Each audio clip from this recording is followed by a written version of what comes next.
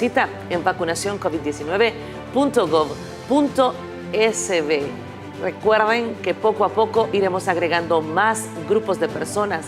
De esta salimos todos juntos. Es lo que dijo el presidente de la República ayer a todo un país que recibe con mucho entusiasmo, con mucha alegría, una noticia que sin duda representa una oportunidad de vida para todos estos salvadoreños. Se agrega este nuevo grupo etario y para que nos hable al respecto la voz autorizada para hablar de todos estos temas que sin duda continuamente nos reitera estas buenas noticias, que es el excelente manejo de la vacunación que se está realizando en nuestro país con números irrefutables. Ministro, buenos días, qué gusto poder recibirlo en nuestra entrevista AM. Buenos días, Marisol, y buenos días a toda la población salvadoreña por estar continuamente informándose sobre esta pandemia que El Salvador está haciendo históricamente un referente en esta enfermedad, y que el trabajo en equipo y la unión ha logrado que el país saque adelante a la población en esta enfermedad.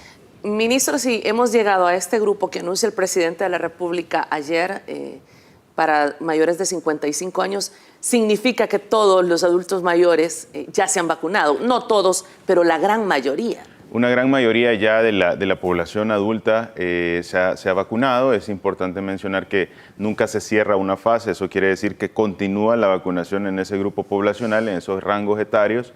Y es bien interesante cómo sigue avanzando todo este proceso de vacunación con una celeridad bastante importante, una celeridad que se ha venido evidenciando en las últimas semanas, y esto debido a, pues por supuesto, que se cuenta ya con el megacentro de vacunación que nos está ampliando ese proceso de vacunación, y también los 162 lugares. Pero el día de ayer el presidente mencionaba algo muy importante, y era la apertura del rango etario de personas arriba de 55 años. Y uno dirá, bueno, ¿y por qué no hay fechas precisas para ver cuál va a ser la apertura del siguiente rango etario? Y esto se debe precisamente a la afluencia de salvadoreños y cómo vamos nosotros agotando los rangos etarios en el marco de esta vacunación. Eso quiere decir que en la medida se avanza en un rango etario y vamos logrando pues vacunar a la mayoría de ese grupo, pues nos permite ir aperturando otros rangos etarios para que se siga avanzando en este proceso de inmunidad que genera la vacuna y lograr por fin esa inmunidad colectiva que tanto los salvadoreños deseamos y que tanto la población del resto de países busca, porque de esta manera se protegería ante el COVID-19. Ministro, hablar del megacentro es hablar sin duda de una de las estrategias más exitosas en esta vacunación. Hemos visto a diario imágenes de cientos de miles de salvadoreños de varias edades asistiendo a este megacentro. Háblenos, por favor, de qué cantidad de personas están llegando. Es bien interesante cómo está funcionando el megacentro de vacunación, porque primero es un megacentro que cumple con todas las recomendaciones internacionales para un proceso de vacunación, pero también cumple con algo que es fundamental, y es el hecho de que existe un proceso instaurado por parte del país, y este proceso se debe a una planeación que ya lleva bastante tiempo, desde mediados del año pasado, y esta planeación nos permite que cada uno de los puntos de vacunación que se encuentran dentro de este centro, que son 22 estaciones de vacunación, que es como que si tuviéramos otros 22 puntos de vacunación en uno solo, estén funcionando con el mismo proceso de vacunación. Eso garantiza que sea seguro, que sea eficiente, que logremos completar. Es más, en el megacentro de vacunación hay cronometrados tiempos en los cuales, si un salvadoreño se presenta al megacentro de vacunación, ese salvadoreño no pasa más de 15 minutos en que ya ha recibido su vacuna en el brazo. Por supuesto, posterior a esto requerimos una observación que está recomendada por la Organización Mundial de la Salud posterior a la aplicación de 30 minutos, pero el proceso en lo que usted va a recibir su vacuna son no más de 15 minutos. Es un proceso ordenado, rápido, en el cual hay múltiples trabajadores de la salud de la primera línea que están brindando esa atención de orientación para que todas las necesidades de la población sea una población adulta mayor que tenga dificultades físicas, que tenga dificultades visuales, que tenga dificultades auditivas, pueda tener siempre un acompañamiento y un tratamiento personalizado con parte del personal de primera línea, como son promotores de salud, personal del INJUVE, personal del Seguro Social, personal del Ministerio de Salud, para poder brindar al final esa gran estrategia que es la vacunación. ¿Cuántas personas están llegando al megacentro de vacunación? Eso suele rondar entre los 6.000 y los 12.000 personas vacunadas por día. Eso es un dato muy importante y van ampliándose y van disminuyéndose. El megacentro está 100% funcional. El presidente nos pidió que el megacentro tuviera la capacidad de vacunar más de 10.000 personas y eso se ha logrado. Probablemente tengamos mucha más capacidad para vacunar. ¿De qué depende? Pues depende de las características particulares de cada grupo etario. La velocidad con la que se vacuna un grupo etario específico puede variar. Por ejemplo, personas que están arriba de los 60 años tienen cierta programación con mayor tiempo para cada vacunación. ¿Por qué? Porque sabemos que la movilidad en este grupo puede llegar a tener, puede requerir un poco más de tiempo. Sin embargo, en la medida nosotros vayamos acercándonos a los grupos poblacionales más jóvenes, nosotros vamos a poder tener una dinámica de flujo mucho más rápido. Y es bien interesante cómo se puede tener, quiero mostrar una imagen de una curva que es la famosa curva poblacional, y esta es la curva poblacional en la cual ustedes pueden ver, si bien es cierto, este es el mayor porcentaje, tanto masculino como femenino, el mayor porcentaje de la población se encuentra en los rangos etarios más jóvenes. En cambio, los rangos etarios de adultos tienen menor cantidad poblacional. ¿Y qué significa eso? ¿Por qué debemos priorizar este grupo? Porque este grupo no solo tiene la menor cantidad, sino que representa la mayor morbimortalidad en la enfermedad.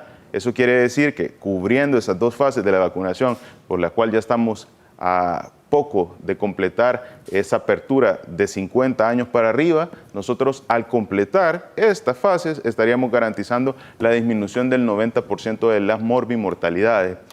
Y al final lo que más nos interesa es disminuir las mortalidades. Ustedes saben, en el día a día, y voy a brindar una actualización, nosotros al momento llevamos 2.093 pérdidas de vidas salvadoreñas. ¿Qué quiere decir el completar la fase 1 y la fase 2 de vacunación, que serían las personas arriba de 50 años? Con esto nosotros podríamos disminuir esos 2.093 en el 90%. Obviamente, en ese momento no teníamos una vacuna. El Salvador, gracias a todo el esfuerzo, ha logrado implementar la primera vacuna con tan solo 11 meses después de presentado el primer caso. Es una cifra y un récord histórico. La mayoría de ocasiones la implementación de vacunas ha requerido décadas. Por ejemplo, el caso de la última pandemia que fue pues, la gripe española, tuvieron que pasar cerca de 100 años para que existiese una vacuna y luego iniciar el proceso de vacunación. Entonces, en El Salvador, en la pandemia de COVID-19, El Salvador logró colocar su primera vacuna con tan solo 11 meses después de haber iniciado este primer caso en el país confirmado, lo cual nos dice ese proceso de vacunación que se está en este momento realizando en el país, un proceso con bastante celeridad, es un proceso que sigue todas las recomendaciones y es un proceso que los salvadoreños debemos de estar orgullosos porque está siendo reconocido a nivel internacional como no solo un buen manejo en la pandemia, sino que con una celeridad en la estrategia probablemente más importante, que es la prevención a través del efecto de inmunogenicidad que genera esta vacuna. De hecho, El Salvador está a la cabeza en la región con más vacunas per cápita aplicadas, convirtiéndose en un tremendo liderazgo. Totalmente, y no solo estamos con la mayor cantidad per cápita de vacunas, sino que ahora también estamos ya acelerando tanto el proceso de vacunación que probablemente en poco tiempo, en pocas semanas, nos estemos posicionando como uno de los países con mayor cantidad de vacunas a nivel regional. Y eso es bien interesante porque existe un proceso de vacunación que ha ido teniendo cambios bien sustanciales y eso es el proceso en el cual iniciamos la vacunación y posteriormente pasamos a una fase de vacunación masiva.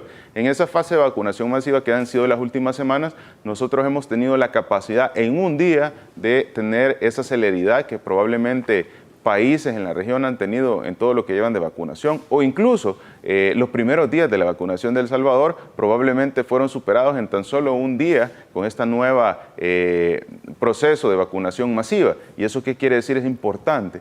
El crecimiento que se ha tenido en las últimas semanas, el crecimiento que se ha tenido en los últimos días ha sido un crecimiento muy importante que nos va a permitir ir saliendo cada día más adelante ante esta enfermedad, porque vamos a tener mayor población que está de alguna manera con las defensas para poder combatir esta enfermedad. De hecho, El Salvador está por encima de Costa Rica, México y Panamá en la cantidad de dosis, con cerca del 9% de vacunas disponibles para sus 6.5 millones de salvadoreños. Es correcto. Tenemos no solo la cantidad, sino que también tenemos el proceso para poder poco a poco ir avanzando. Yo creo que es muy importante no solo que el proceso de vacunación se vea como la aplicación en el momento o en el lugar, sino que se vea un proceso o se vea de una manera integral. Esta manera integral es, evidentemente, desde la planeación de la vacuna, desde la identificación de las necesidades, desde la identificación de la cadena de frío, cuál iba a ser los sitios de aplicación de la vacuna, cuáles iban a ser los procesos logísticos para aplicar la vacuna y, evidentemente, tener la vacuna. Y eso es lo que El Salvador ha tenido. En el momento tenemos primero, un plan de vacunación sólido, con lo cual permite avanzar con esta celeridad que estamos observando, que ya hoy nos posiciona en 656.687 vacunas aplicadas, de las cuales es muy importante mencionar. A veces nos preguntan mucho, bueno, pero aquí no están diciendo la segunda dosis. Pues hemos incluido esas 24.074, ustedes ya los pueden verificar en la página web, 24.074 de estas son segundas dosis, y eso es muy importante para que la población quede con tranquilidad. Número 2, tenemos pues ya esas vacunas, tenemos las vacunas en el país. El Salvador ha logrado adquirir las vacunas con diferentes modalidades para que nuestro país no se quede en ningún momento sin esa posibilidad de seguir avanzando y no dependiendo de los lotes que vayan llegando, sino que ya se tiene un consolidado. 7 millones de dosis han sido adquiridas y de esto progresivamente van siendo entregadas y ya tenemos al momento entregadas cerca de 1.4 millones de dosis. Esperamos continuar con eso. En paralelo seguimos trabajando por lograr completar esos 9 millones de dosis. Esperamos que en las próximas semanas podamos darle buenas noticias a la población y posteriormente completar ese total. Y segundo, tenemos los lugares donde aplicar la vacuna y el proceso para aplicar la vacuna. En conclusión, El Salvador, el éxito en este proceso de inmunización y la celeridad con la que estamos observando es el reflejo del trabajo y de una planificación sólida para que la población salvadoreña esté protegida ante el COVID-19. ¿Es esto a lo que se refería el presidente de la República, Nayib Bukele, a mitad del año pasado, cuando estábamos en plenos picos de la pandemia, cuando aún no se hablaba en ese momento de vacunas, sino que se hablaba de que estuvieran UCIs habilitadas, que estuviera el hospital, de salvar vidas? Pero el presidente de la República decía, vamos adelante, estamos planificando. ¿Es este el resultado? Totalmente, y si bien es cierto, en ese momento nuestra comunicación de riesgo, que es lo que ustedes observan día con día, que es informar a la población sobre la situación actual de la pandemia, si bien es cierto, en ese momento esa comunicación de riesgo se enfocaba a tratar de combatir a través de los protocolos, a través de las UCIs. En paralelo, el presidente con todo el equipo de salud estábamos trabajando también en ese proceso de planeación para la vacunación. Y es muy importante porque no necesariamente que en este momento estemos enfocados y comunicando a la población a través de un proceso quiere decir que no se estén planificando otras acciones que van a poner a la población más segura. Y ese fue precisamente un ejemplo. Ahora lo podemos ver en retrospectiva. En ese momento la comunicación de riesgo que se estaba emitiendo para la población salvadoreña era acerca de cómo cuidarnos, cómo realizar nuestros protocolos de bioseguridad, usar la mascarilla, cómo las diferentes áreas hospitalarias estaban avanzando, el proceso del sistema de emergencias médicas, el 132. Sin embargo, en paralelo con el presidente se estaban trabajando las estrategias para que el plan de vacunación fuera un plan sólido, y ese plan de vacunación, para garantizar esa robustez, inició a mediados del año pasado, con la identificación de las principales farmacéuticas, con la búsqueda de poder ser de los primeros en las listas en obtener la vacuna. Y yo me recuerdo en ese momento preciso en el cual se criticaba mucho de por qué se estaban estaban haciendo convenios o por qué se estaban buscando vacunas que no tienen autorización. Si nosotros nos hubiéramos quedado siguiendo las recomendaciones irrelevantes de siempre, probablemente en este momento no tendríamos vacunas en el territorio y podría ser mucho más difícil el proceso de protección para la población salvadoreña. Lo bueno es que siempre el presidente ha tenido una visión clara y ese objetivo es la vida de la población. Y basados en ese objetivo, pues se logra salir adelante, aún teniendo sistemas de salud deficientes, en el cual El Salvador ha sido una muestra de cómo no solo ha salido adelante en la pandemia, sino que está transformando su sistema de salud.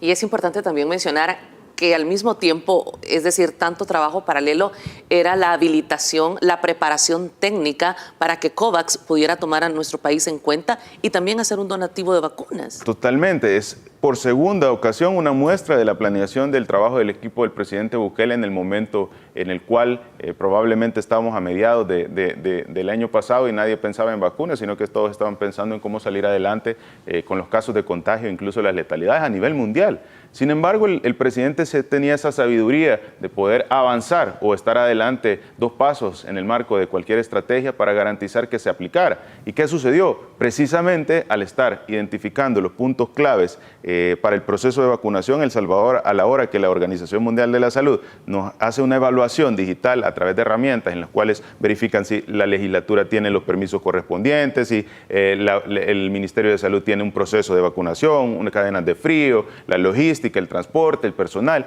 Al momento de que esa herramienta hace la valoración, El Salvador sale con uno de los mayores puntajes, bueno, el mayor puntaje en la región, completando en ese momento casi todos los requerimientos y por eso es reconocido por la Organización Mundial de la Salud como un país champion.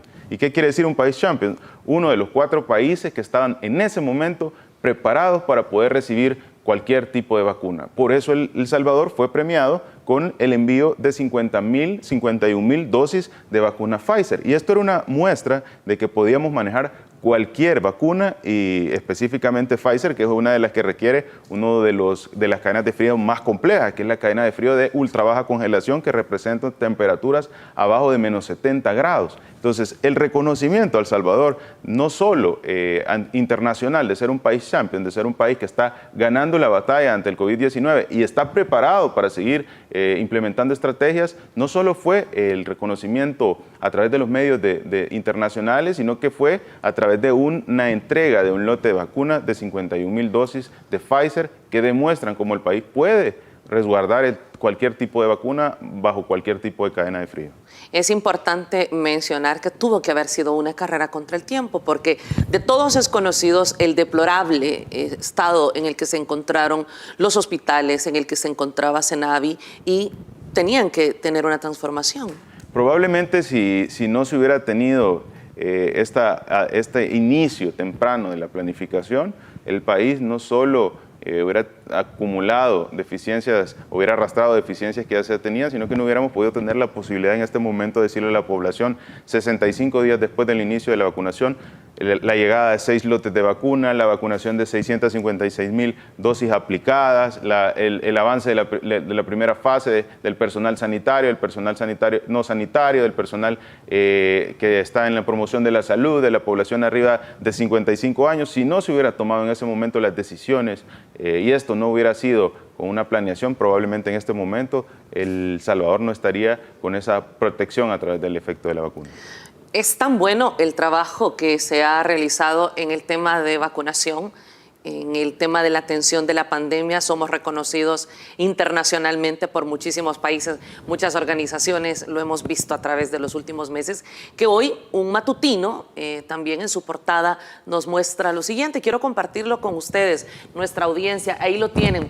El Salvador, fuera de países que Estados Unidos sugiere no visitar. La recomendación se basa en el número de nuevos casos de COVID-19. Hay una lista de 150 países a los que el país norteamericano recomienda no viajar por ese motivo. Es decir, ¿qué nos está diciendo este titular?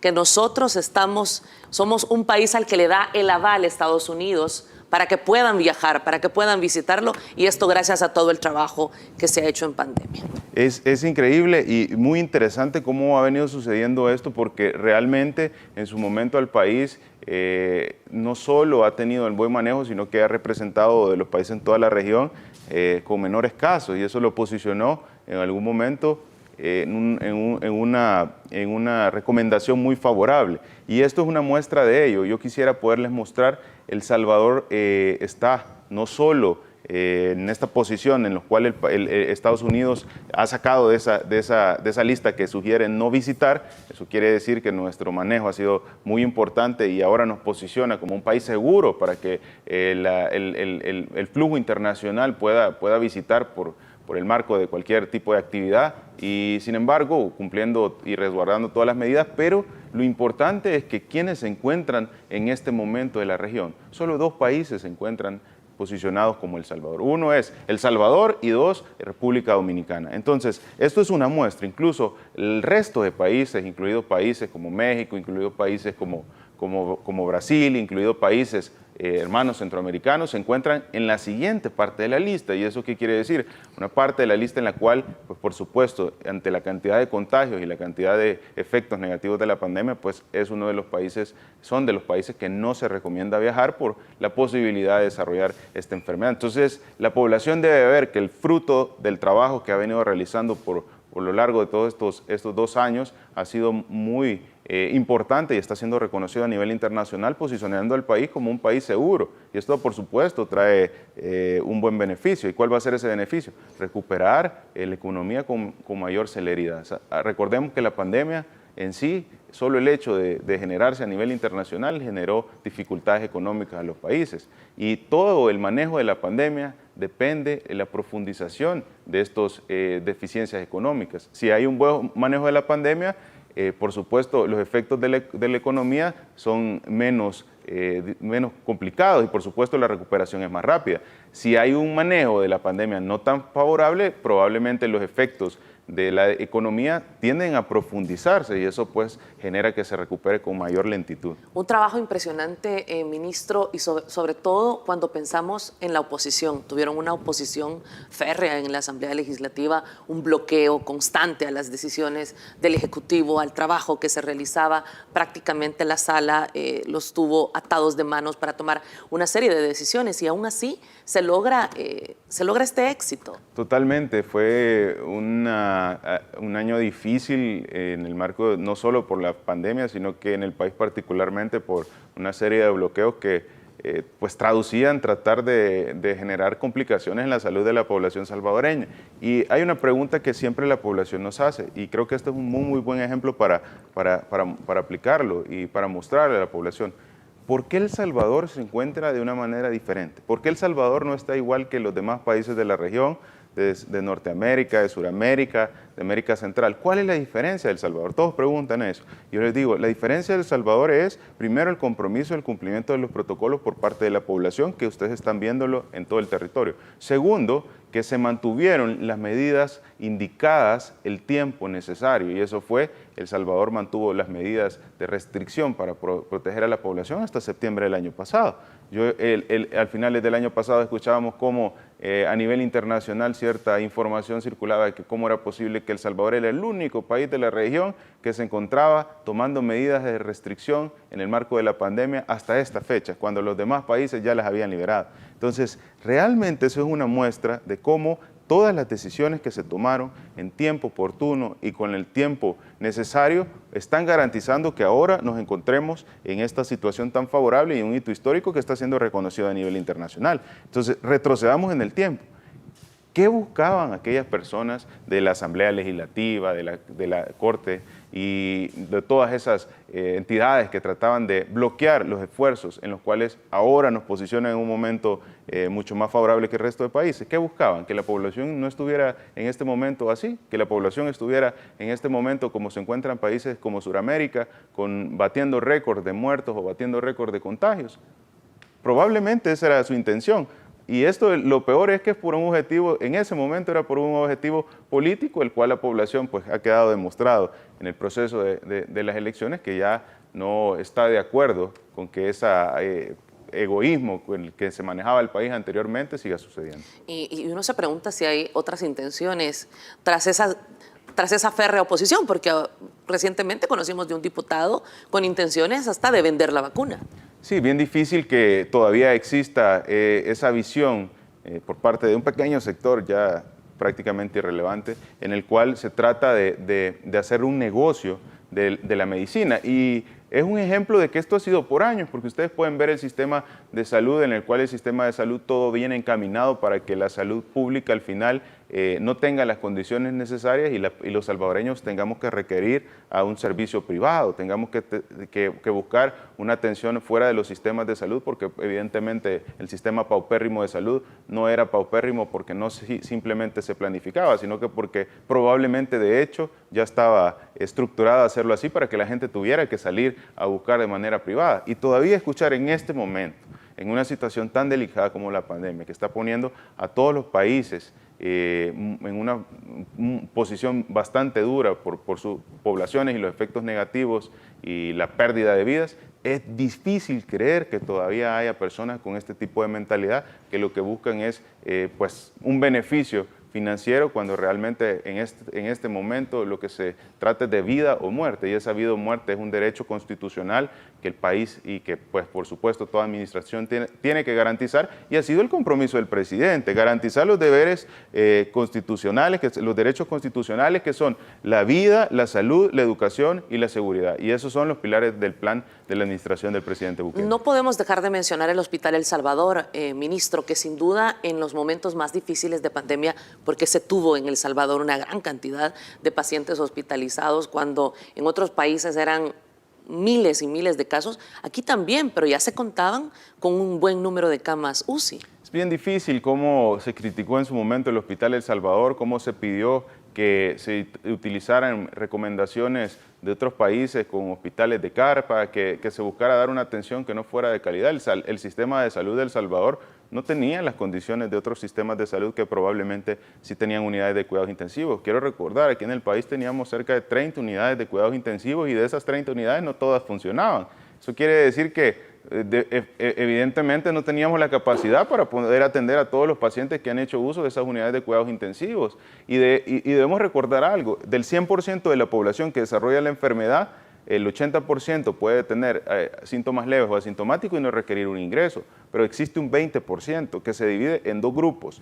El 15% inicial es un grupo que requiere tratamiento médico, tratamiento en unidades de cuidados intensivos o tratamiento especializado para poder salir adelante de esta enfermedad, y solo un 5% termina en una condición sumamente grave.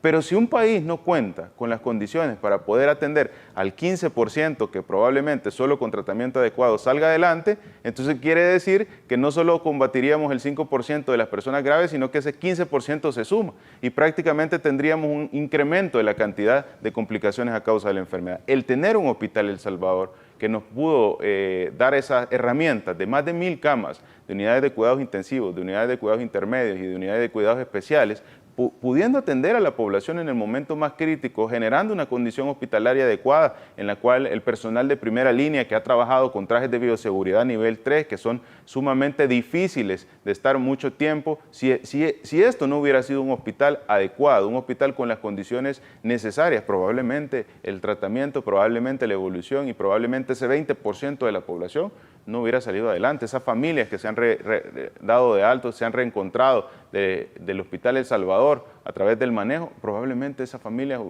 en este momento estarían de luto. Esa es la importancia de todo el trabajo que se ha hecho, de la visión y de la planificación, y no solo nos ha ayudado a salir adelante en la pandemia, sino que ahora nos da más herramientas al sistema de salud para combatir todas las enfermedades de salud pública que aquejan. El coronavirus va a tener un final. El coronavirus va a ser un momento emergente en el cual, dado el trabajo, el esfuerzo y el compromiso de todo un país por salir adelante, va a tener un fin. Pero este hospital va a seguir brindando atenciones para la población salvadoreña en el marco de otras enfermedades de salud pública que por años han existido. Y esa es la importancia de todo este esfuerzo, que no solo se está saliendo victorioso ante el COVID-19 y siendo reconocidos internacionalmente, sino que también se está desarrollando el sistema de salud paupérrimo que se encontró. Va a funcionar por años para enfermedades que han existido y que han existido una deuda también histórica para su atención. Vamos a ir a la pausa. Al regresar vamos a hablar del tamizaje, otra de las estrategias por parte del Ministerio de Salud que ha dado éxito a este manejo de la pandemia, afortunadamente, en nuestro país. Con esto y más, volvemos. Si usted desayuna, buen provecho.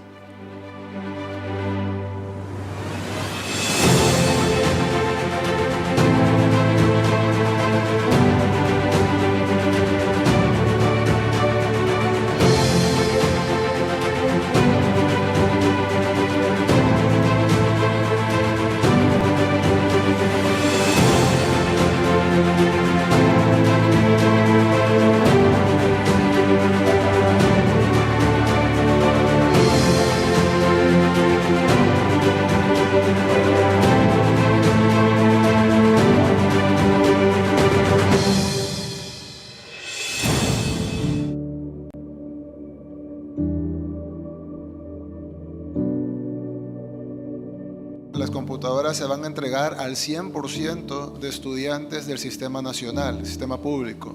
Los pequeños de primero a cuarto grado van a recibir una tablet y luego de cuarto grado en adelante, que ya son niños más grandes, pues ya se les da su computadora.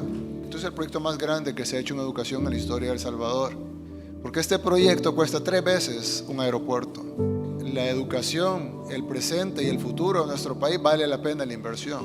Es prácticamente absurdo venir y plantear, como se estaba planteando hace poquito más de año y medio, con computadoras de juguete además, que no aguantaban ningún software, que no podía descargar nada y ni siquiera se le dieron a todos nuestros niños. Y se prometió en campaña, se dijo que un niño, una niña, una computadora, y esta es hora que se terminó el gobierno de ellos y no se entregó nada. Y ahora eso va a cambiar y se va a hacer de la manera que se debe de hacer, con computadoras de verdad, con conectividad, con software de verdad y además universal. Como dijo la ministra, vamos a iniciar con último año de bachillerato porque son los que lastimosamente van a tener el beneficio en menos tiempo. Los de primer grado van a tener el beneficio desde primero hasta onceavo. Es decir, van a tener 11 años de beneficio. Entonces, pues lo vamos a dar de última en los meses que nos vamos a tratar para repartir. Aunque quiero hacerles el anuncio de que cuando termine el año, ustedes van a poder llevar esas computadoras.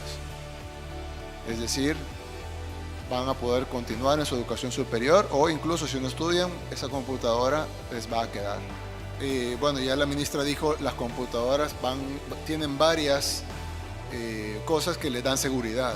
Las podemos ubicar, las podemos inutilizar, es decir, si alguien se la roba, vamos a saber dónde está y la vamos a dejar inservible, es decir, se va a llevar un pedazo de plástico. Entonces hay un desincentivo de robarse estas computadoras, además de que lo vamos a perseguir y lo vamos a meter a la cárcel. El secretario de Innovación mencionó a un padre que tiene 3 hijos, probablemente sean de escasos recursos, y esa persona va a recibir 3 computadoras, con Windows, con Office, con Google Classroom, con Internet gratis. Pero lo que me emociona más es el hecho de que nuestros jóvenes van a pasar de estar a la saga a estar a la vanguardia, porque son pocos los países del mundo. Me atrevería a decir que probablemente seremos el único país en Latinoamérica donde todos los niños y todos los jóvenes que estudian en el sistema nacional tengan una computadora con Internet, con Windows, con Office, y donde todos los maestros estén capacitados para usarla. Es decir, El Salvador va a pasar de la saga a la vanguardia del sistema educativo.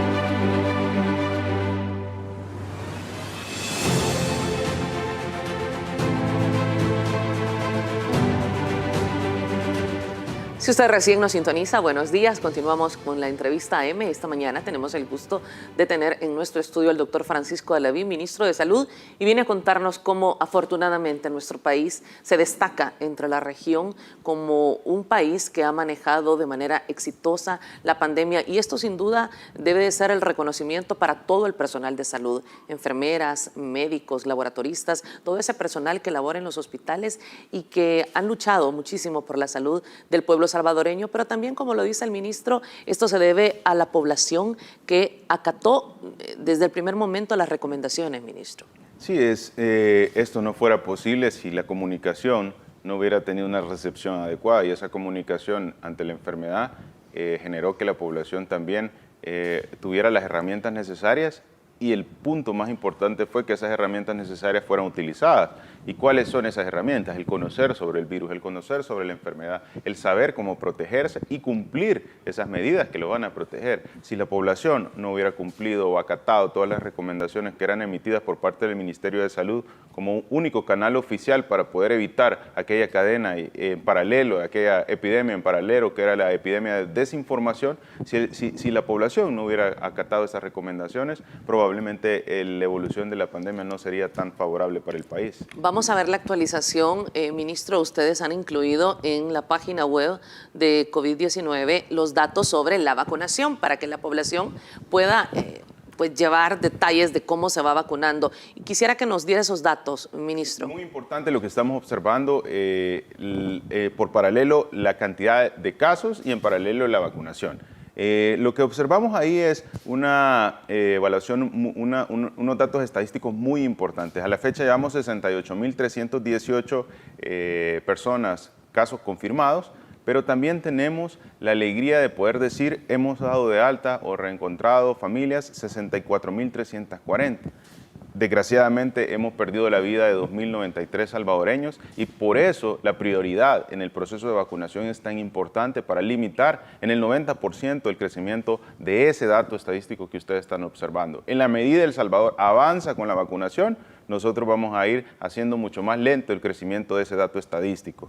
Pero hay algo también muy importante que debemos observar. Las pruebas de tamizaje realizadas. Estamos a pocas pruebas de alcanzar las 900.000 pruebas realizadas. Esto es un logro importante para el país porque El Salvador no tenía ni siquiera la capacidad de poder realizar este examen cuando inició la pandemia. Tuvimos que mandar a personal del Laboratorio Nacional de Referencia a capacitar fuera del país. Fuimos de los países que tuvo los primeros primer y lo mostrábamos en conferencias de prensa para que la población lo conociera y fuimos de los primeros países, bueno, en Centroamérica el primer país en poder realizar un PCR para coronavirus.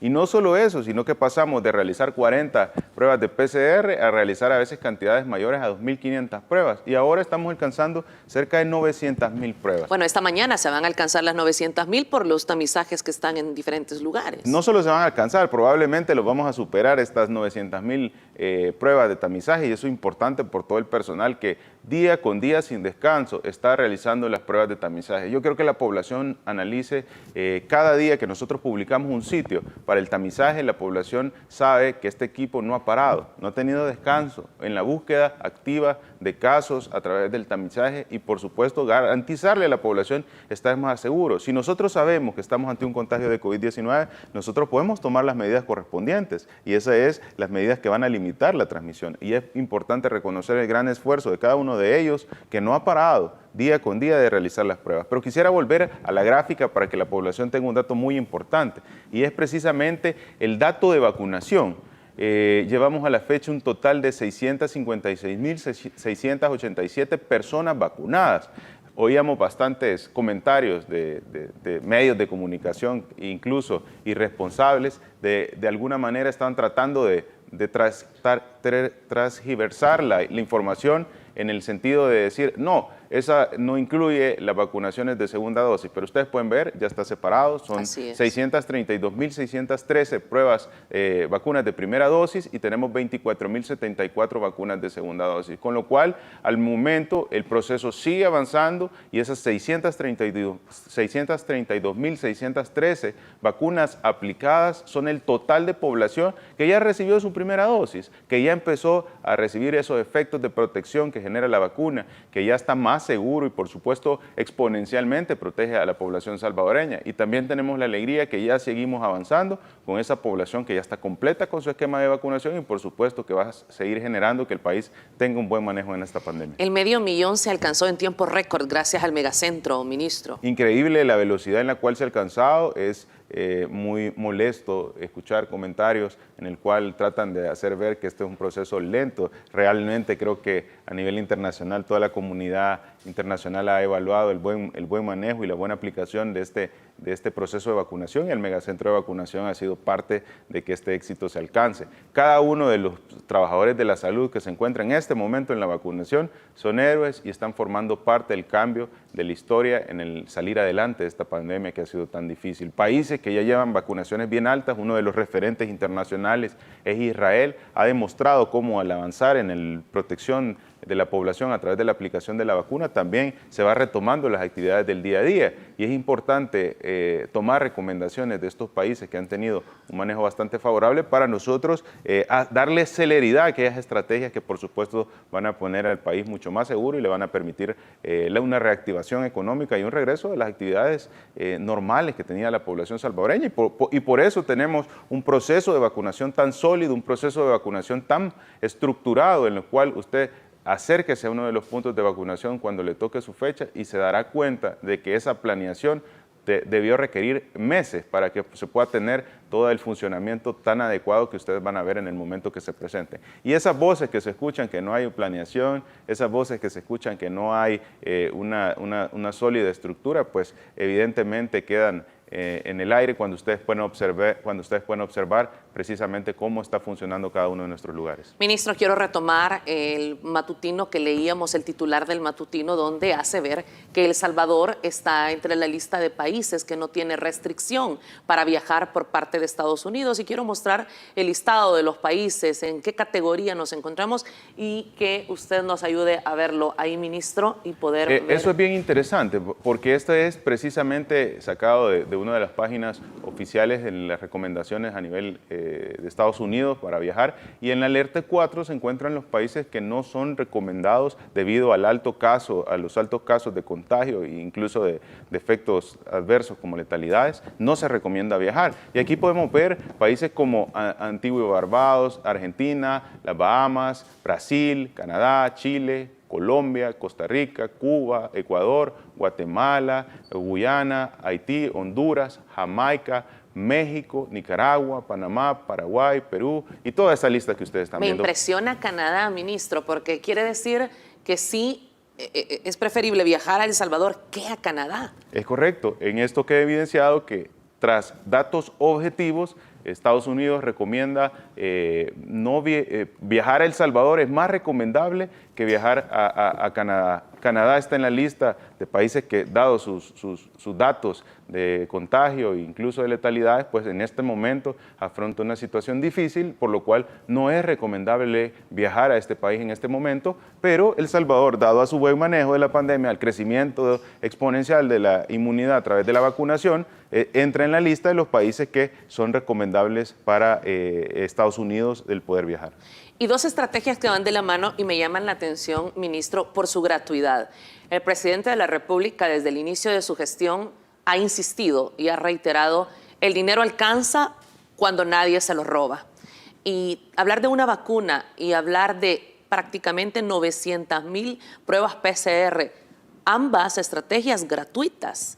¿Aplica lo que dice el presidente de la República? Totalmente. Si no se hubieran hecho una inversión adecuada, si no se hubiera hecho ese gasto para la población salvadoreña, para el uso y el cuidado de su salud, no se tendría esta capacidad de ahora ser un país referente en el manejo de la pandemia. Entonces, es bien interesante cómo el hacer uso de los fondos de manera adecuada, el hacer uso de los fondos para la población salvadoreña está garantizando salir adelante. Pero ¿qué pasaría? La Asamblea Legislativa y otros sectores querían que ese dinero se utilizara probablemente para lo mismo de siempre. Entonces, realmente creo que es muy importante el ver cómo cuando se utilizan adecuadamente los fondos se obtienen resultados que van a poner al Salvador arriba, que van a poner al Salvador con reconocimiento internacional. Siempre hay desinformación en la cual tratan de hacer ver que todos estos logros que el país está obteniendo no son de esa manera, o que todos estos logros han sido debido a otras situaciones. Pero lo que yo estoy viendo no es falta de claridad en nada, estoy viendo una clara acción en la cual El Salvador está saliendo adelante y está siendo reconocido por la Organización Mundial de la Salud, por la Organización Panamericana de la Salud,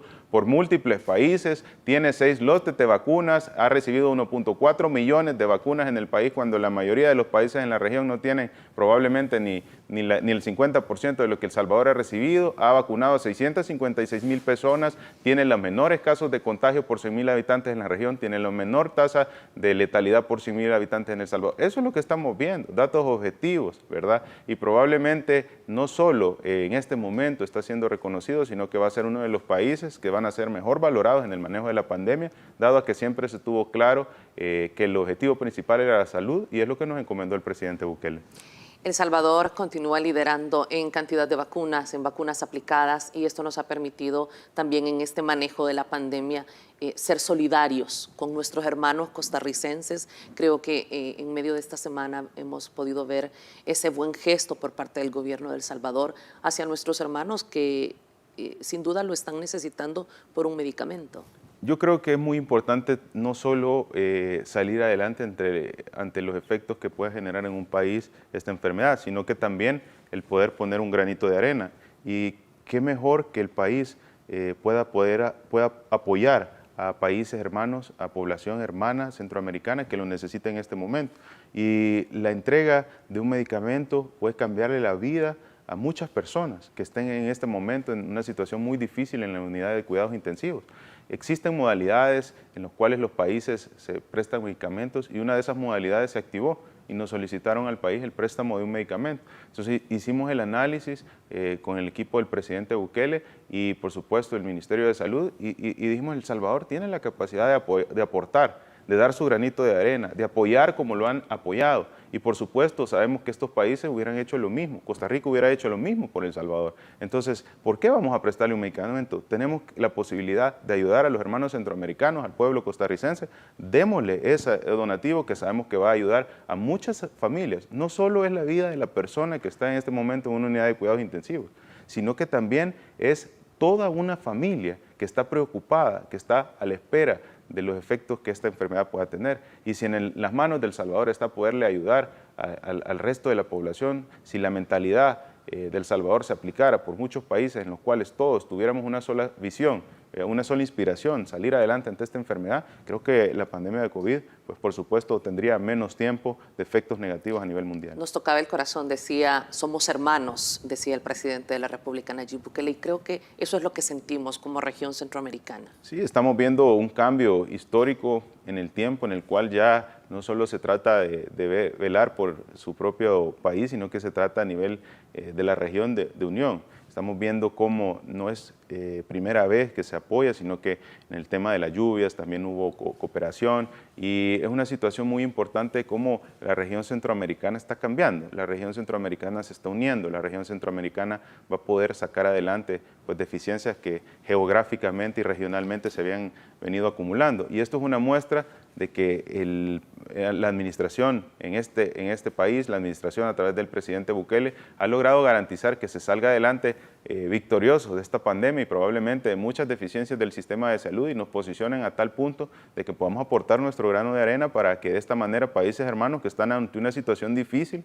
que como todos sabemos no depende solo de una persona, depende de un virus que es intangible, que es invisible y con el cual hasta los mejores sistemas de salud del mundo han tenido dificultades serias en el manejo de esta enfermedad. De acuerdo. Para concluir el tema de la vacunación, ministro, todas las personas que sean mayores de 55 años o con enfermedades crónico-degenerativas, espero haberlo dicho de manera correcta, pueden vacunarse. Sí, totalmente. Ahora ya todas las personas arriba de 55 años pueden acceder a la vacunación, las personas que tienen enfermedades crónico-degenerativas y cada día, si ustedes pueden ver, sigue avanzando. No han pasado mucho desde que iniciamos con la vacunación en las personas arriba de 60 años y ahora avanzamos a las personas arriba de 55 años. Tenemos que ser pacientes, pero sobre todo cuando le toque vacunarse, vacúnese. Eso es lo más importante. Si usted ya tiene la posibilidad de agendar su cita, haga su espacio, agende su cita, asista.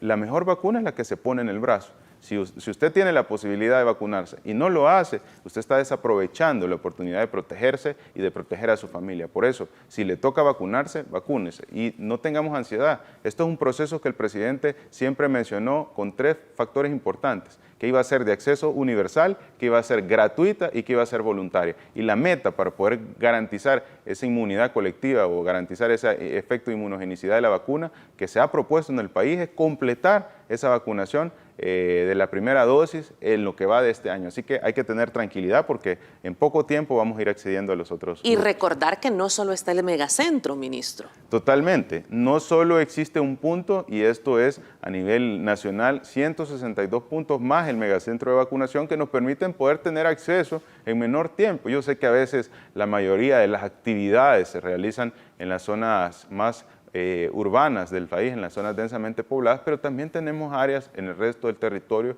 en los cuales usted puede asistir a esos puntos de vacunación, puede agendar sus citas en estos puntos de vacunación y lo cual le va a garantizar que el proceso sea rápido. Vamos a hacer todo lo necesario por salir adelante, eso es lo que nos pidió el presidente y con la ayuda de toda la población salvadoreña y de todos los diferentes sectores, carteras de Estado, trabajando en equipo de manera articulada, de manera integral, hemos alcanzado hechos históricos y sé que vamos a seguir alcanzando esos logros. Ministro, ayer lanzaron un plan muy importante esto ya se acerca la época lluviosa y definitivamente somos un país exitoso. Bueno, el domingo se va a celebrar el Día Mundial de la Malaria, que este año logramos una certificación como país súper importante. Y además se acerca el dengue, que ha estado afortunadamente con una baja de casos, ¿no es así? Sí, totalmente. Existen siempre enfermedades endémicas, enfermedades en las que el país año con año está trabajando, está combatiendo, y esas no se olvidan, a pesar de que la pandemia genera atenciones bastante importantes, pero nosotros no hemos dejado de lado la atención de las enfermedades de salud pública, y eso precisamente se hacía el día de ayer, iniciar esa campaña de control contra cualquier afectación que pudiese generar el dengue, que en este momento, gracias a Dios, nos encontramos en una zona de éxito y ha sido progresivo. Desde el año pasado observamos una disminución significativa en la cantidad de casos confirmados de dengue, en la cantidad de letalidades, y ahora estamos superando el récord del año pasado, bajando cifras hasta 40% menos de la cantidad de cualquiera de estas arbovirosis, lo cual nos posiciona definitivamente en un punto muy favorable. Pero se estructuró una campaña, se estructuró una atención a nivel de todo el territorio en los 200 municipios más afectados que en este momento, y más afectados históricamente, pero que en este momento tienen una leve afectación en el sentido de que existen criaderos de zancudos, existe índice larvario. Quiero aclarar, a este momento nosotros no tenemos ninguna letalidad a causa del dengue, y eso es un dato importante, y este plan está estructurado en dos fases. La primera fase es el combate directo al índice larvario. Eso quiere decir que es la larva, previo a ser un zancudo transmisor, la larva se puede atacar para evitar que lleguen a su fase adulta, y en su fase adulta que pueden transmitir la enfermedad. Entonces, 15 días nos vamos a enfocar en la destrucción a través de la fase de ataque a la larva, con la entrega de abate, con las recomendaciones de limpiar todos los sitios, y también, por supuesto, con toda actividad que va enfocada a la segunda fase, que es la fase de fumigación, que esta puede ser tanto por bombas mototérmicas y, por supuesto, también con la fumigación pesada, que es la fumigación térmica pesada, en lo cual ustedes están viendo las motonebulizadoras que lleva el personal, que van a su casa, que aplican todos estos piretroides que pueden de alguna manera matar al zancudo, pero también existen ciertas bombas que están en vehículos, los cuales pueden permitir avanzar hasta 3.000 viviendas en un periodo de 8 horas, y por supuesto de esta manera, en combinación en las dos fases, atacamos directamente eso. No quiero que se olvide el gran trabajo que ha hecho la promoción de la salud.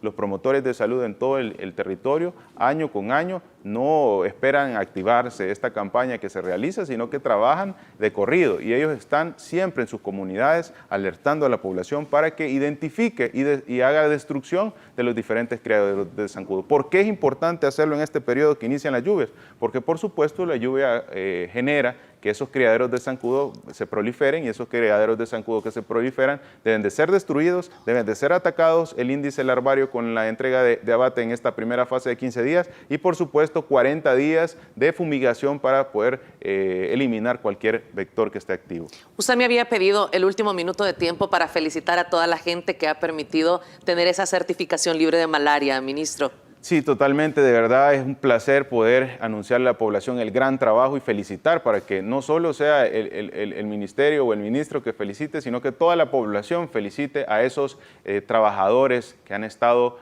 a la vanguardia para poder ser un país certificado libre de malaria. Y esos son cerca de 300 trabajadores que están en el control de vectores y cerca de 3.000 colaboradores voluntarios que se encuentran en cada una de las comunidades, y también de todo el personal que ha llevado el manejo de esta estrategia tan importante, que ahora nos posiciona en ser uno de los únicos 3 o 4 países de la región en poder tener esta certificación, y que ha sido reconocida a nivel internacional. Recientemente, hace aproximadamente 2 días, nos llamaron a un foro virtual internacional, en el cual El Salvador estaba recomendando a países que están tratando de alcanzar ese hecho histórico de eliminación de la malaria, que debe ser muy importante que no olvidemos. Es una enfermedad que tiene potencial de letalidad, es una enfermedad que puede poner en una situación muy difícil, y que a otros países lo ha hecho. Así que extender mi felicidad, y también le pido a la población salvadoreña reconocer y extender también esas felicitaciones a todo el personal de control de vectores, a todo el personal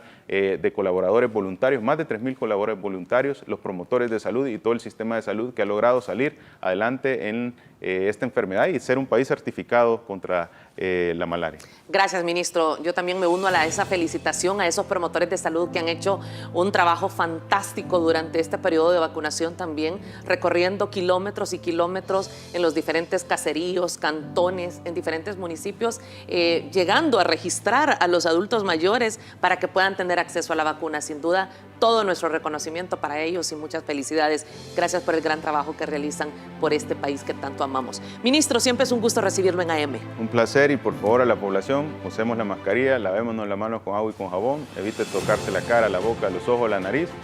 Si no es necesario, no se exponga y si le toca vacunarse, vacúnese. Esas son las medidas importantes. El ministro ya agregó como 3 medidas más a las que nos ha repetido por tanto tiempo, pero que sin duda se convirtió en una forma de vida para los salvadoreños que nos ha garantizado la vida. Pausa. Al regresar, un nuevo invitado.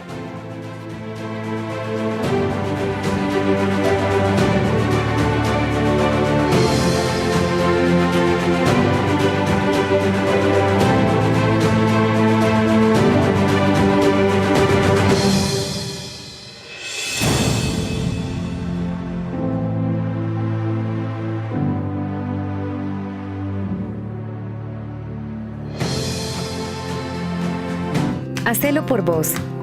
Hacelo por mí. Hacelo por todos. Tapa ese recipiente donde almacenas agua. Botá el agua estancada en guacales, llantas y estopas de coco. Cambia el agua de los bebederos de animales y de floreros cada 3 días. Eliminemos juntos al mosquito del dengue, zika y chikungunya. Ministerio de Salud. Gobierno de El Salvador. En el regreso a clases semipresencial opcional, sigamos las medidas de bioseguridad. Cubre nariz y boca con mascarilla siempre, desde que salgas de casa hasta que regreses. Mantén 2 metros de distancia con tus compañeros y no los saludes de beso, mano o abrazo. Lava tus manos durante 30 segundos antes de entrar al aula, después del recreo, antes de comer y si tomas algo prestado. Cuidémonos entre todos. La educación sigue. Ministerio de Educación. ¿Qué se necesita para volver a empezar? Se necesitan las manos de Don Luis para amasar el pan en su local. También se necesitan las de María para que lo venda en su negocio. Y las manos de Lupita para que los prepare en su comedor. En la vida hay que saber levantarse. Y para hacerlo, se necesitan las manos de todos los salvadoreños. Por eso creamos Fireempresa, un esfuerzo del gobierno de El Salvador para reactivar la economía de la micro, pequeña y mediana empresa a través de la entrega de subsidios para pago de planillas y de financiamiento de líneas de crédito a largo plazo, con una tasa de interés del 3% y hasta 12 meses para empezar a pagar. Si eres trabajador o empresario del sector formal o informal, ingresa a fireempresa.gov.sb, un sitio amigable, gratis y fácil de usar, en el que te guiaremos paso a paso para completar tu solicitud de subsidio o crédito. Es momento de que juntos reactivemos la economía del país, porque para levantar a El Salvador, nada mejor que las manos de todos. Fireempresa, una iniciativa del gobierno de El Salvador, ejecutada por Bandesal.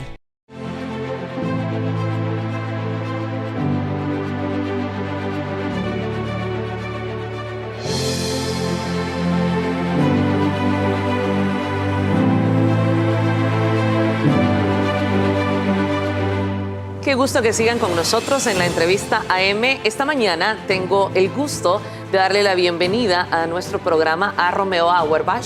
Él es diputado electo por el partido Gana. Buenos días. Bienvenido por primera vez a nuestro programa. Hola, ¿qué tal? Buenos días, Marisol, y buenos días a todos los televidentes de Canal 10 y de tu programa de entrevista. Muchas gracias. Vamos a mostrar una nota sobre todo lo ocurrido ayer en la Asamblea Legislativa. Creo que continúa el malestar entre la población salvadoreña sobre muchas acciones que se siguen dando al interior de la Asamblea. Quiero mostrar sobre todo el tema de las plazas fantasmas, claro, que sigue generando tanto dolor de cabeza a los salvadoreños y obviamente es de nuestros impuestos y tenemos por qué sentirlo. Quiero mostrar una nota de qué fue lo que ocurrió ayer en la Asamblea.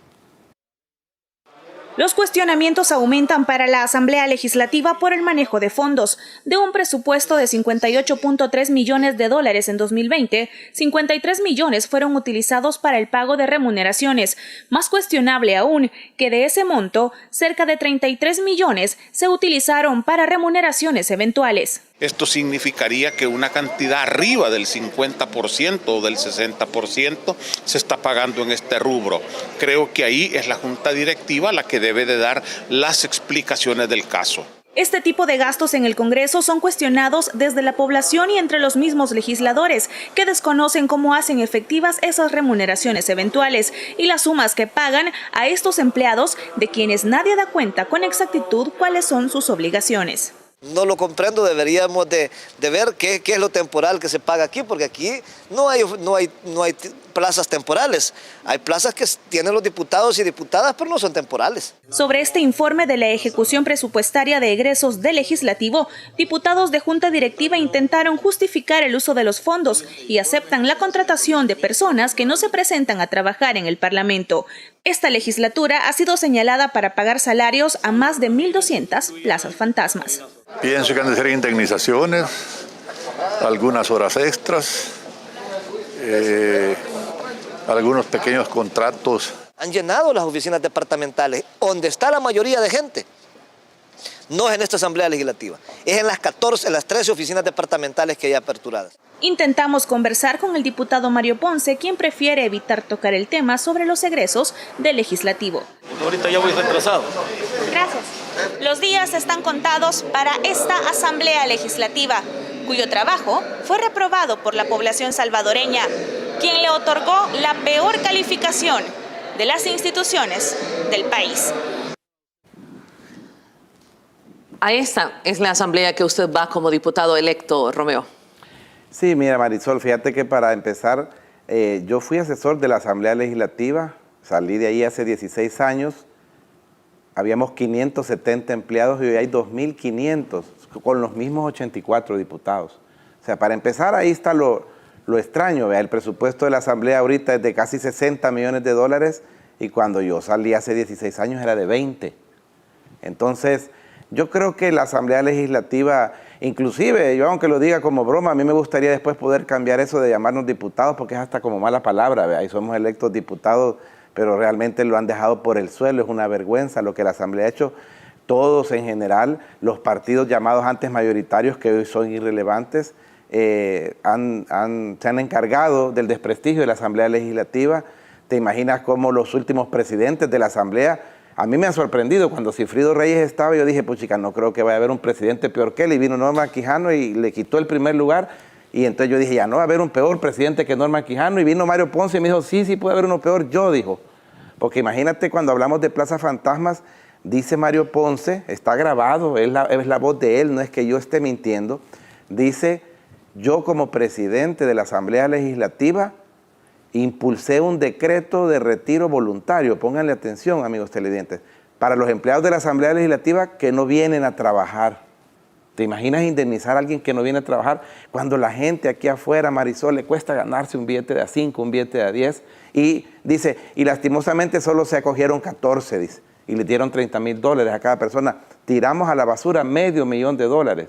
Ah, pero cuando estaban dando los $300 para la gente que necesitaba comer, ya empezaban ellos a saltar y a brincar. Creo yo que tenemos un montón de trabajo, Marisol, que hacer a partir del 1 de mayo para responderle a la gente. Yo le llamo lo que va a ser dentro de 8 días, yo le llamo es el complemento del paso que el presidente Bukele dio el 3 de febrero del 2019.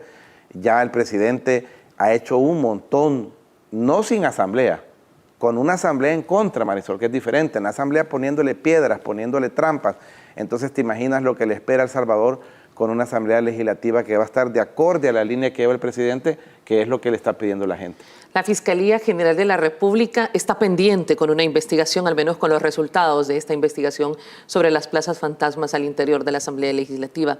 Y ahora vemos, siempre han existido resoluciones express, pero también ahora se busca finiquitos de manera express en la Asamblea Legislativa. Pues es muy triste porque te voy a decir, lastimosamente la Fiscalía llegó a la Asamblea por presión popular, por la presión que hizo el pueblo, pero como realmente casi todos los casos los pierde la Fiscalía, yo no tengo ninguna expectativa que vaya a salir algo bueno de esto, porque realmente el fiscal tiene en bandeja de plata esas declaraciones de Mario Ponce, que a partir del 1 de mayo, gracias a la sabiduría del pueblo, no tiene fuero. De verdad le debería de abrir un proceso, porque lo que Mario Ponce dijo es un delito. Y hay más delitos. Está la exdiputada del PCN, Cristina López, que ha aceptado ella que vive en Estados Unidos desde hace un par de años y cobra $2.000 mensuales. O sea, realmente eso es una bofetada a las necesidades del pueblo, Marisol, porque al pueblo le cuesta, te repito, hay gente desempleada y ve eso. ¿Qué es lo que opina de la clase política? Que dan asco. La gente está harta de los diputados. Entonces, yo no tengo mucha confianza en lo que logra hacer el fiscal. Mario Ponce pide lo de la auditoría. Vamos a hacer, acompaño lo que dice Ernesto Castro, el diputado de Nuevas Ideas, que lo más posible que él va a ser el nuevo presidente de la Asamblea. Yo a veces de broma le digo, también cuenta con mi voto, aunque tiene una gran guacalada de votos, o sea, le sobran más de los 43, pero es la persona quizá idónea para presidir la Asamblea. Vamos a hacer una auditoría también, una auditoría confiable, lo permite la ley, la Asamblea lo puede hacer, para ir a escudriñar todo ese lodo que está ahí en la Asamblea. Lo que muchos ya señalan como irrelevante, este bipartidismo que por más de 30 años se mantuvo en nuestro país, e insisto, muchos ya lo señalan como irrelevante, tuvo los resultados que tuvo en las pasadas elecciones sin conocerse lo de las plazas fantasmas. Si lo de las plazas fantasmas hubiese salido a la luz antes de las elecciones, seguramente el número de diputados hubiese sido aún menor. Sí, de hecho creo yo, no sé si eso salió ayer, estoy un poquito desconectado, va a salir hoy o el lunes. Hay una nueva encuesta de la UCA que te revela que si las elecciones hubieran sido en estos días, o sea, después, los partidos políticos y sobre todo Nuevas Ideas, que contundentemente es la primera fuerza política del país, hubieran sacado más diputados. O sea, yo creo que Arena y el FMLN le han de haber dado gracias a Dios que la elección era el 28 de febrero, porque yo creo que hubieran quedado aún más irrelevantes si hubiera sido un mes después. Y ese es el camino que les espera para el 2024. El FMLN todavía más irrelevante, pero yo creo que no va a existir para el 2024, es lo más posible. Y Arena sigue en la misma posición, Marisol, porque realmente ellos están en una posición, ahorita si tú te das cuenta, la Asamblea está haciendo, pobrecita la gente que les están dando esos títulos de hijos meritísimos del país, pero los están dando como que si son esas peticiones de hilo vasco, ¿verdad? Están saliendo por montones, están archivando un montón de piezas porque se están imaginando que esas archivadas quedan 6 meses, según la ley quedan 6 meses archivadas. No, señores de Arena y Frente, somos suficientemente creativos y estamos suficientemente preparados para llegar a hacer lo que sabemos que vamos a hacer, a trabajar. Y aquí no hay perdón y olvido, Marisol. Aquí si hay cosas pendientes o cuentas pendientes, no se preocupen. Yo soy de los que propongo quitar el fuero, por ejemplo, pero eso es un proceso constitucional. Pero si hay algún diputado de los reelectos de Arena o del Frente que tengan algún proceso que haya que abrírseles, pues vamos a hacer la quitada del fuero individual. Y se les va a quitar el fuero y que se le procese. Como Norman Quijano debería de estar procesado ahorita, y no lo digo yo, lo dice el fiscal general que lo eligieron ellos, que en teoría es de Arena, dice que él tiene nexos con pandillas o grupos terroristas. Entonces, creo yo que están inventando. Lo del finiquito, perdón, imagínate, si es que ahorita no importa que la Corte de Cuentas, esta Corte de Cuentas, llegue y haga una auditoría express y diga que todo está bien. Si eso ahí se le manda a buscar porque él ya no está electo, vea, por cualquier delito que ha hecho esta Junta Directiva, se les manda a buscar y si tienen deudas pendientes se les van a procesar. Romeo, es impresionante cómo a pesar del resultado que tuvieron en las pasadas elecciones, e insisto, a pesar de esa baja calificación histórica que ha tenido la Asamblea Legislativa, que la ha desaprobado la población, continúan con esa posición cerrada, queriendo de alguna manera engañar a la población.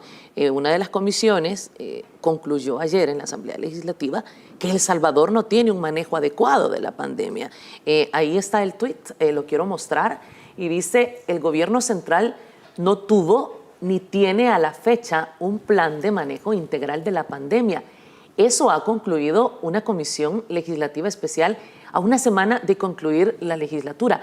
¿Cómo puede una comisión de la Asamblea Legislativa decir que no se tiene un plan cuando El Salvador está destacando a nivel internacional, cuando vemos un número de letalidades las cuales lamentamos todos, pero que no tiene comparación al mundo entero, y donde ya llevamos los números impresionantes de vacunación y de inmunización?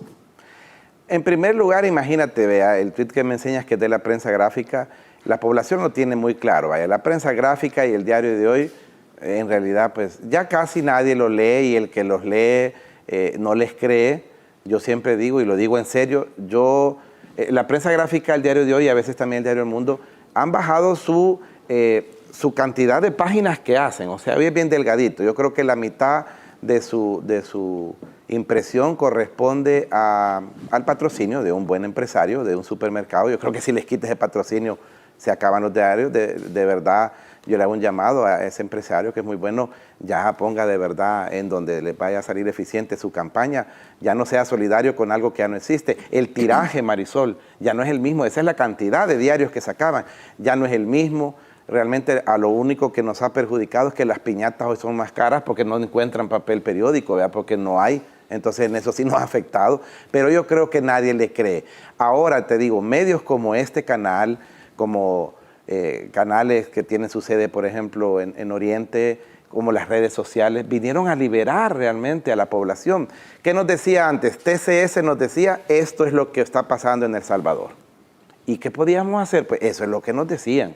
Una portada del diario de hoy para que la gente le quede claro a los jóvenes de 1989, cuando era el día de la elección presidencial, decía arriba, todos a votar. Era la elección del 89. Y abajo venía una foto de Cristiani y de Chico Merino, el que iba de vice. ¿Y qué crees que significa claro, todos a votar? Por ellos. Así es como se hacían las cosas. Hoy no. ¿Qué va a saber la Asamblea? A mí no me interesa que la Asamblea diga que no está bien el manejo. Para empezar, la población le creemos al presidente en un porcentaje de más del 90%. Ya vas a ver esa encuesta de la UCA, ha crecido el porcentaje a favor de la aprobación del presidente.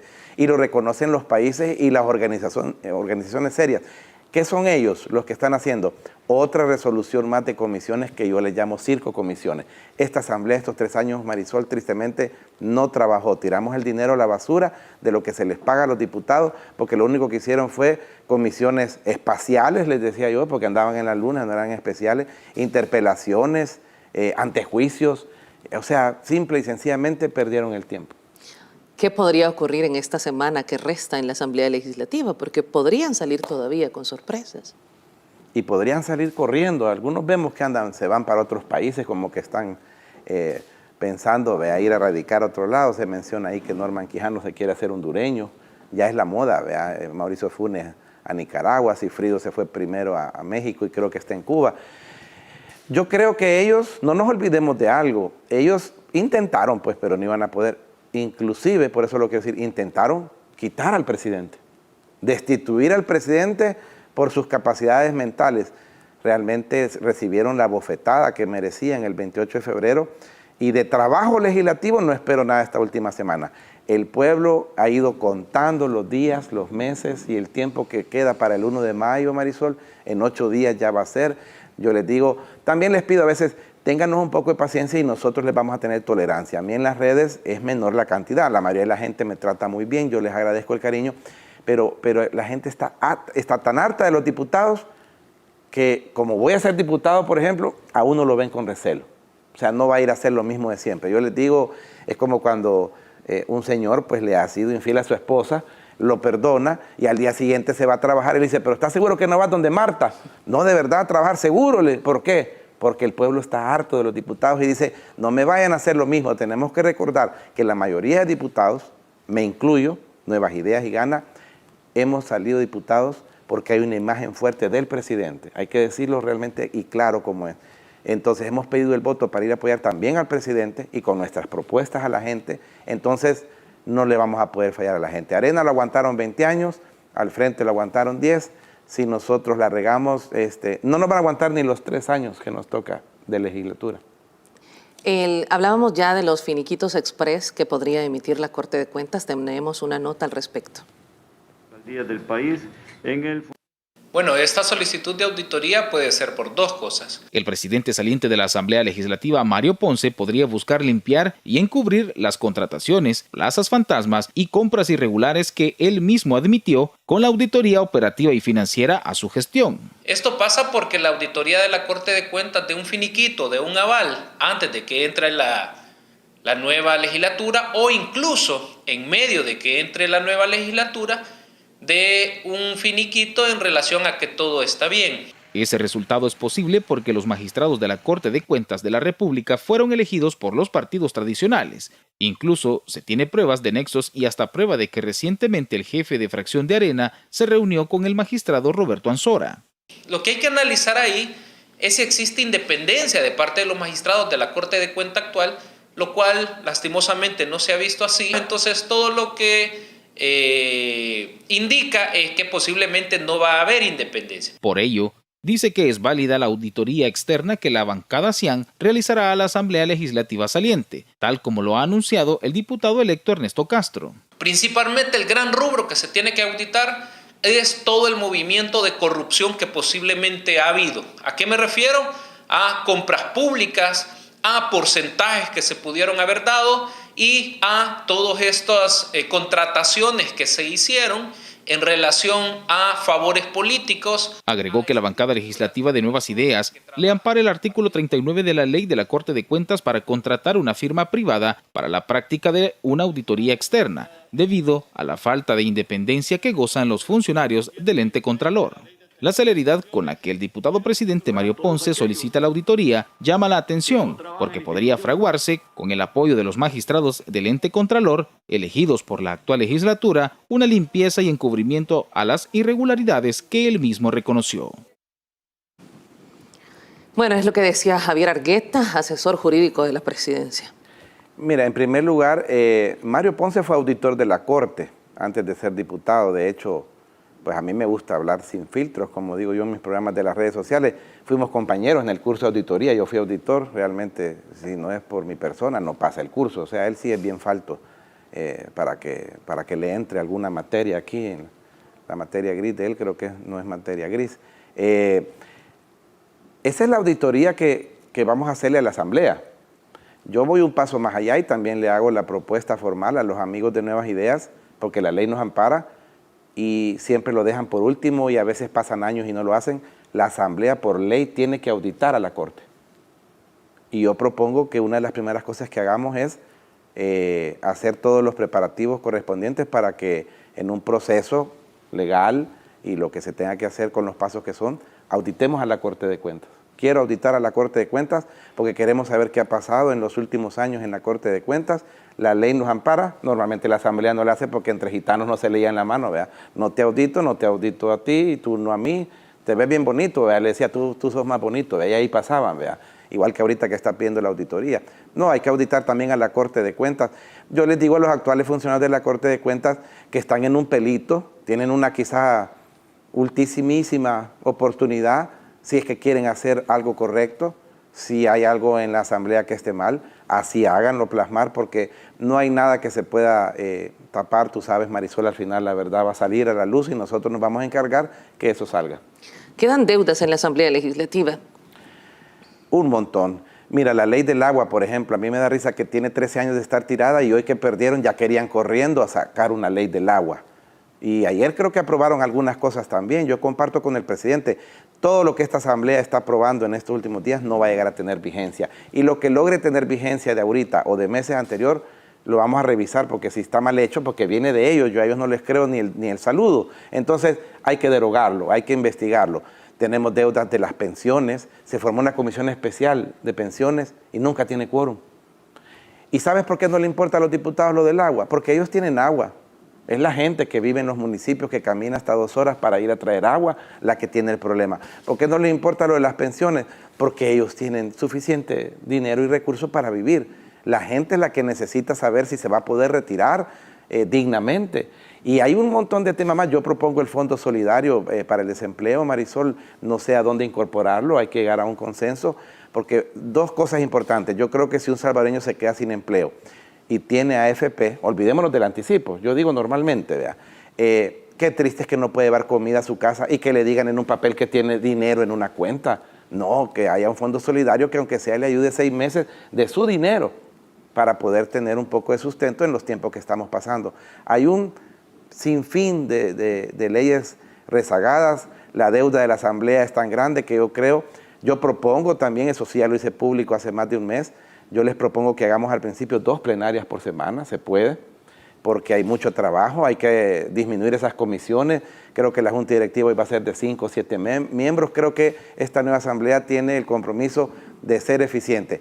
Y aunque somos electos diputados, Marisol, nos tenemos que ganar la confianza de la gente día a día y plenaria con plenaria. Una de las deudas sin duda es el financiamiento al Plan Control Territorial, que ha sido exitoso, que ha reducido los índices de homicidio en nuestro país y que afortunadamente hemos llegado a unos niveles que ya nos ubican ante otros ojos en el mundo.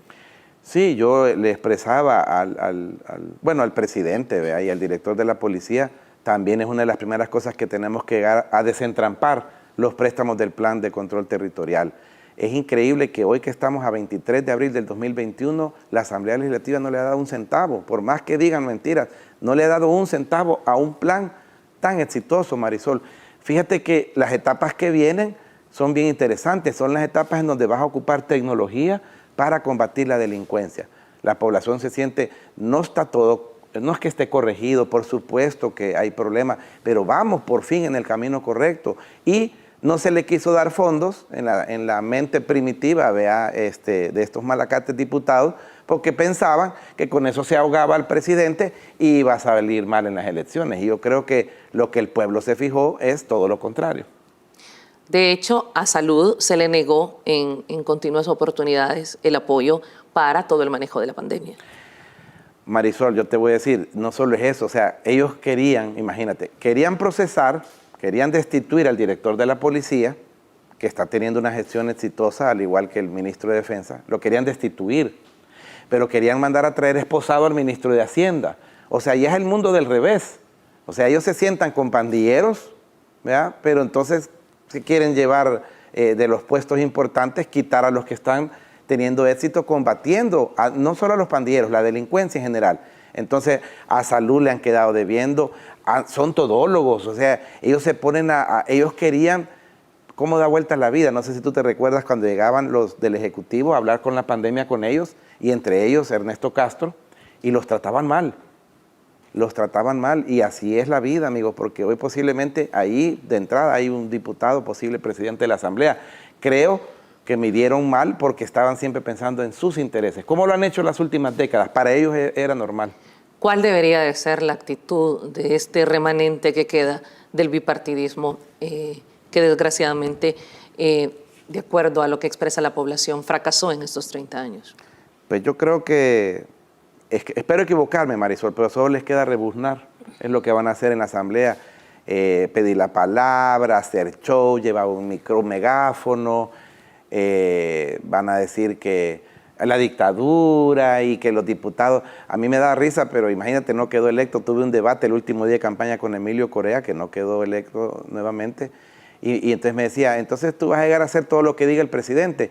Y yo dije, tan tonto, vea, porque cree que me está ofendiendo. Si el presidente lo que está haciendo es lo que la gente le pide, yo voy a hacer también lo que la gente pida. Y me dijo, ¿y si te pide que te tires de un barranco? No, porque no soy Emilio Correa. Le dije, yo pienso.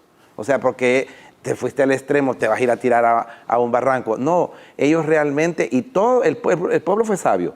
Imagínate, el PDC entró un diputado, el diputado que nunca estuvo oponiéndose a las cosas de la gente de San Miguel. El PCN entró a Serafín Orantes, un gran amigo mío, el diputado de Huachapán, que siempre estuvo pendiente de lo que el presidente pedía, pero dejó fuera a la peor lacra que ha tenido este país de diputados, que es Mario Ponce, Rodolfo Parker y un montón en el listado que están ahí, yo no los quiero, Velázquez Parker, yo creo que entonces son parientes, mira, Velázquez Parker también, los dejó fuera. ¿Por qué? Cristina Cornejo, en mi departamento, competencia directa. Rapidito te voy a decir, el presidente dice, se acabaron los viajes de ir al Mundial. Yo a Cristina Cornejo le hice una estalqueada, como quien dice, del 2018 al 2019, agarré 12 meses, y de esos 12 meses ella pasó 52 días fuera del país, en misión oficial. O sea, casi... Misiones oficiales pagadas con nuestro dinero. Casi 2 meses de los 12 durmió fuera, y entre los países que fue, Marisol, Palestina y Kenia. Y yo digo, Dios santo, solo que ha ido a Palestina el muro de lamentos para lamentarse de lo que le venía. ¿Cómo va a llegar esta nueva Asamblea Legislativa? Tienen un gran reto, tienen a una población que está vigilante a través de las redes sociales, tienen lo que de alguna manera ha hecho el llamado o ha mandatado el presidente de la República, y es que va a seguir vigilando que el dinero no se robe, porque debe de alcanzar para un país que quiere seguirse transformando. Creo que son muchos retos, hay que ayudarle al presidente en el financiamiento de un montón de programas que son importantes. aunque la Asamblea Legislativa no representa ni el 1% del presupuesto de la nación, Marisol, o sea, de cada $100, 80 centavos van a la Asamblea, hay que reducirlo, no porque vayamos a ahorrar mucho, hay que reducirlo porque es lo correcto. La Asamblea Legislativa tiene un gran presupuesto en remuneraciones y no sé quiénes son esas personas que están en ¿Se debería de reducir ese presupuesto? Se debe de reducir. ¿Y cómo funcionábamos con 20 millones, con 84 diputados hace 16 años y ahora con 60? Entonces yo creo un llamado siempre a los empleados institucionales que estén tranquilos, los verdaderos institucionales. Si han pasado empleados de grupos parlamentarios en los últimos 12 meses al lado institucional, lo más probable es que se van a ir. Y los empleados de grupo parlamentario, suena feo y frío decirlo, Marisol, pero llegan hasta el 30 de abril, así está su contrato. Aquí cuando vamos a elecciones todos. Si el diputado que va a elección no quedó, su gente de confianza también se tiene que retirar. No la vas a ir dejando y cargando a la Asamblea Legislativa con más personal. Gracias, Romeo, por haber estado en nuestro programa y esperamos que nos visite. Esperamos además y demandamos como salvadoreños, como medio de comunicación, que el trabajo que los diputados que van a tomar posesión este 1 de mayo hagan un trabajo ejemplar, porque estaremos, como digo, vigilantes. Gracias a ti, Marisol, al Canal 10 y a los televidentes. Realmente faltan 8 días nada más y les mando muchas bendiciones. Gracias a ustedes por habernos acompañado a lo largo de la semana. Si Dios lo permite, nos reencontramos el día lunes. Feliz fin de semana con responsabilidad. No baje la guardia, siga usando la mascarilla.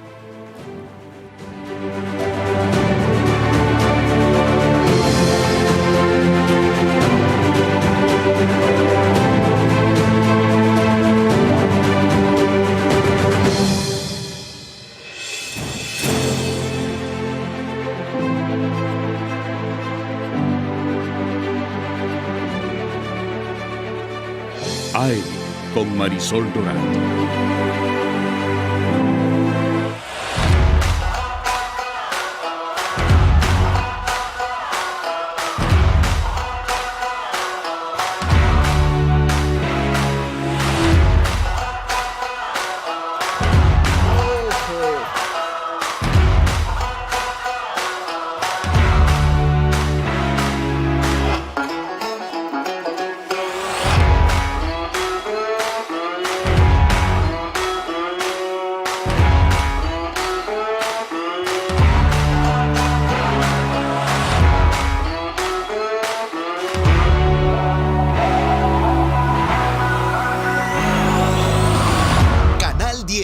Así somos.